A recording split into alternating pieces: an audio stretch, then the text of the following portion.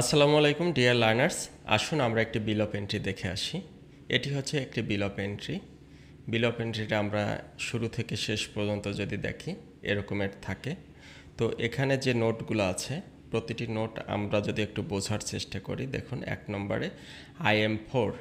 তো এটি যখন আপনি কোনো ইম্পোর্ট করে নিয়ে আসবেন কোনো পণ্য, তখন কাস্টমস থেকে আপনাকে একটি কোড দেয়, যেটি IM4 কোডের মাধ্যমে মূলত নিয়ে আসা হয়।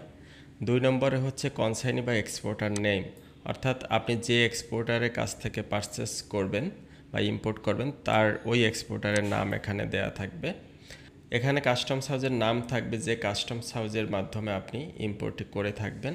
সাথে সাথে একটি সি নাম্বার, বা এটাকে আমরা সাধারণত বিল অফ এন্ট্রি নাম্বারই বলে থাকি। এখানে তার তারিখ থাকে। ম্যানুফেস্ট, এটি একটি ইউনিক নাম্বার।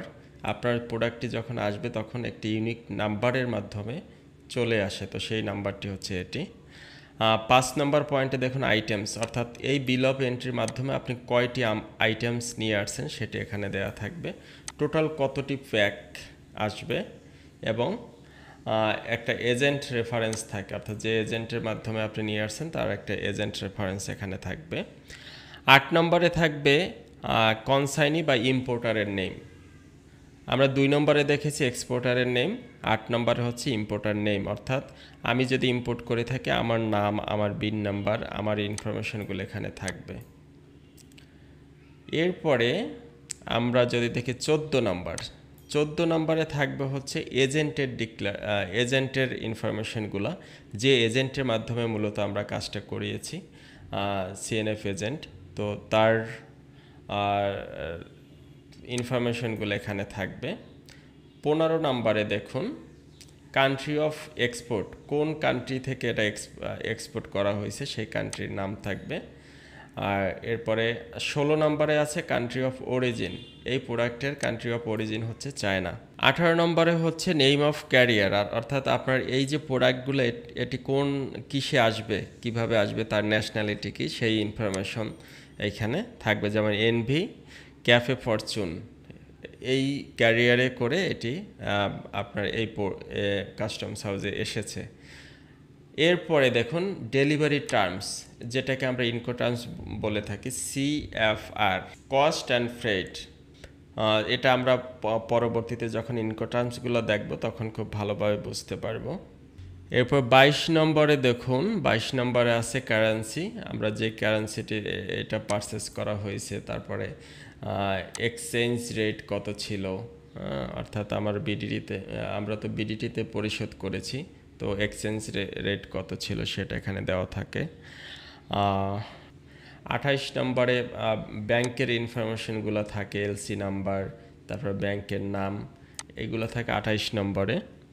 এরপরে 29 নম্বরে হচ্ছে অফিস অফ এন্ট্রি এক্সিট, অর্থাৎ এটা ওই যে কাস্টমস হাউসের নাম্বারটা এখানে থাকবে 29-এ। এরপরে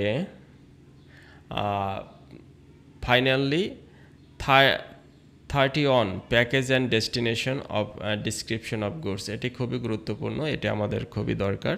দেখুন মাস্ক অ্যান্ড নাম্বার, অর্থাৎ প্যাকেটগুলো কিভাবে কি থাকে, তো ওই বিষয়গুলোই এখানে থাকবে 31 থেকে।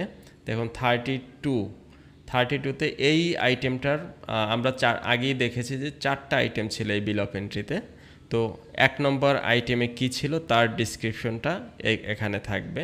এরপর এইচএস কোড নিয়ে আপনাদের যে কোর্সটি আছে সেখানে বিস্তারিত দেখবেন, যে প্রতিটি প্রোডাক্টের একটি আলাদা ইউনিক কোড নাম্বার থাকে, যেটা ইন্টারন্যাশনালি রিকগনাইজড, তো এইচএস কোডের মাধ্যমে আমরা এটাকে আইডেন্টিফাই করতে পারি, তো সেই এইচএস কোডটি এখানে থাকে।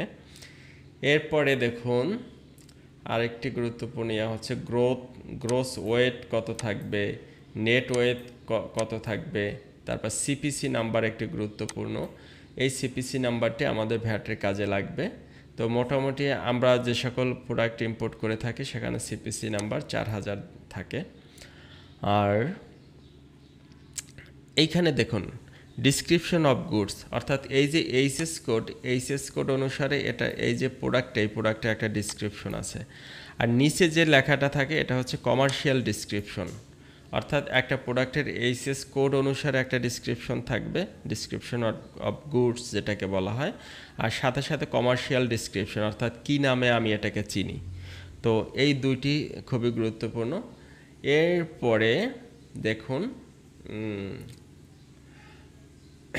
41-এ কোয়ান্টিটি, আইটেম প্রাইস, হ্যাঁ, এরপর হচ্ছে ডিক্লারেশন অ্যাডজাস্টমেন্ট বের করার জন্য যে কত পার্সেন্ট এখানে আপনি এক্সেস ডিক্লেয়ার করছেন বা আন্ডার ডিক্লেয়ার করছেন, এই বিষয়টা বের করার জন্য একটা অ্যাডজাস্টমেন্ট দিয়ে থাকে।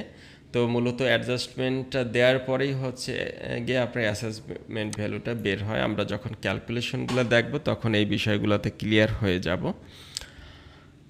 47 নম্বরটা হচ্ছে মেনলি অ্যাসেস যে করা হয়েছে সেখানে সিডি কত আসছে, সিডি কাস্টমস ডিউটিস কত আসছে, কাস্টমস ডিউটিস কত পার্সেন্ট, এবং এটার বেস ভ্যালুটা কী ছিল। তো এইভাবে CD, RD, SD, VAT, AIT, এটি, এই প্রতিটি বিষয় এখানে এভাবে ক্যালকুলেট হয়ে আসে। আপনার ক্যালকুলেশন মেথডগুলোতে এগুলো প্রপারলি বুঝতে পারবেন। এরপরে হচ্ছে অ্যাকাউন্টিং ডিটেলস, আপনি কোন মেথডে পেমেন্ট করছেন, আপনার অ্যাসেসমেন্ট নাম্বার কত, তারপর অ্যাসেসমেন্ট ডেট কত, এই টোটাল ডিক্লারেশন কত ছিল, এইগুলো এখানে থাকবে। এরপরে দেখুন আবার আমাদের 31 নম্বর শুরু হয়েছে, অর্থাৎ ওটা ছিল প্রোডাক্ট আইটেম নাম্বার 1-এর জন্য, এটা আবার আইটেম নাম্বার 2-এর জন্য। আইটেম নাম্বার 2-এর জন্য আবার একইভাবে সব কিছু কিন্তু এখানে আছে, যেমন আপনার এইচএস কোড, তারপরে হচ্ছে CPC number, number of packet, কত প্যাকেট ছিল, ডিসক্রিপশন অফ গুডস, তারপর কমার্শিয়াল ডিসক্রিপশন, তারপর ইউনিট প্রাইস, অ্যাসেজেবল ভ্যালু। 46 নম্বর নোটে থাকবে অ্যাসেজেবল ভ্যালু, খুবই গুরুত্বপূর্ণ, এবং এই অ্যাসেজেবল ভ্যালুটা নিয়ে মূলত আমরা কাজ করব। অ্যাসেজেবল ভ্যালুর থেকে সিডি, আরডি, তারপরে হচ্ছে যে বিষয়গুলো এগুলো ক্যালকুলেট হয়ে আসে। তো একইভাবে আবার দেখুন আইটেম নাম্বার 3, এখানেও সব কিছু সেম। এরপরে ফাইনালি গিয়ে টোটাল ক্যালকুলেশনটা এখানে থাকে, যে টোটাল সিডি কত দিয়েছেন, আরডি কত দিয়েছেন, এসডি কত দিয়েছেন, টোটালটা এখানে এরকম থাকে। তো মোটামুটি এই হচ্ছে একটি বিল অফ এন্ট্রির শুরু থেকে শেষ পর্যন্ত। এখন এইগুলো কিন্তু সব আমাদের দরকার নাই, এটা জাস্ট আপনি বিল অফ এন্ট্রির প্রতিটি পয়েন্ট আপনি দেখে দেখে বোঝার চেষ্টা করবেন একটু। আর ফাইনালি আমাদের ভ্যাটের জন্য যে ডিজিটাল ভ্যাট ক্যারিয়ারের জন্য যেভাবে আমাদের দরকার, আমরা পরবর্তী ভিডিওতে আমরা সেগুলো নিয়ে কথা বলবো, আপনারা দেখতে পারবেন। তো আশা করি মোটামুটি একটি স্বাভাবিক ধারণা পেয়েছেন। এখন এই যে বিল অফ এন্ট্রি, মূলত এই জিনিসটা কি? বিল অফ এন্ট্রি একটি সরকারি ডকুমেন্টস, যেটা অ্যাসিকোডা একটা সফটওয়্যার আছে, এই যে অ্যাসিকোডা, এই সফটওয়্যারটার মাধ্যমে তৈরি করা হয়। আপনি যখন কোনো প্রোডাক্ট এক্সপোর্ট করবেন অথবা ইম্পোর্ট করবেন, একই সফটওয়্যারের মাধ্যমে আপনার বিল অফ এন্ট্রি বা বিল অফ এক্সপোর্ট যেটা, এটা তৈরি করা হয়। এটার মাধ্যমে আপনার সিএনএফ এজেন্ট মূলত ডিক্লেয়ার করবে এই বিল অফ এন্ট্রিতে আপনার প্রোডাক্ট রিলেটেড, আপনার ইম্পোর্ট রিলেটেড সকল তথ্য থাকে। এই ইনফরমেশনগুলো যখন আপনি সাবমিট করবেন, একজন রাজস্ব কর্মকর্তা বা একজন কাস্টমস অফিসার এটাকে আপনার করবে, এটাকে যাচাই বাছাই করে তারপরে আপনাকে রিলিজ দেবে, যেটাকে আমরা বলি যে খালাস, রিলিজ দিবে।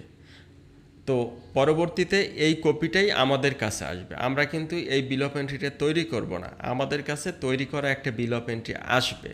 তো আমার দরকার হচ্ছে বিল অফ এন্ট্রির পয়েন্টগুলো বুঝতে পারা, যে কোনটা কি, কেন, এবং আমার কোন কোন পয়েন্টগুলো দরকার।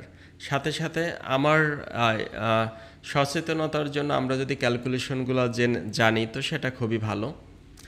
তো আশা করি বুঝতে পেরেছেন। আজকের লেকচার এই পর্যন্তই। অবশ্যই পরবর্তী ভিডিওগুলো খুব তাড়াতাড়ি দেখে শেষ করবেন। ধন্যবাদ।